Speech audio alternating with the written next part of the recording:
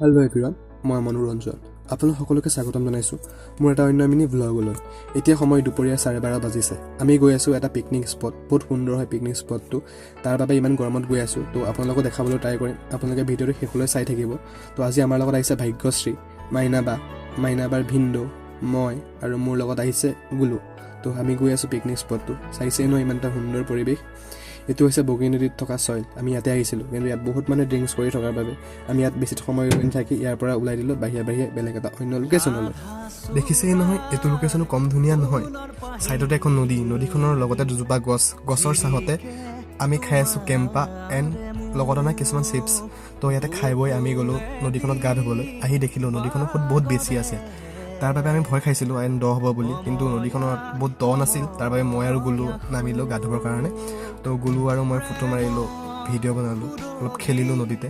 তাতে খেলি পিনি আমি ওলাই দিলোঁ ভাত খাবলৈ। যিহেতু আজি বৃহস্পতিবাৰ, আমি চবেই ভেজ খাওঁ। তাৰ বাবে ভাতৰ লগত আছিল আজি পানী দিয়া ভাত, আলু, চাটনি, পিঁয়াজ আৰু তাৰ পৰা আমি খাই বৈ ওলাই দিলোঁ চিধা ঘৰলৈ। চব মানুহ শুয়ে গৈছে। আজিলৈ ইমানেই। ভিডিঅ'টো শেষলৈকে চোৱাৰ বাবে ধন্যবাদ। বাই।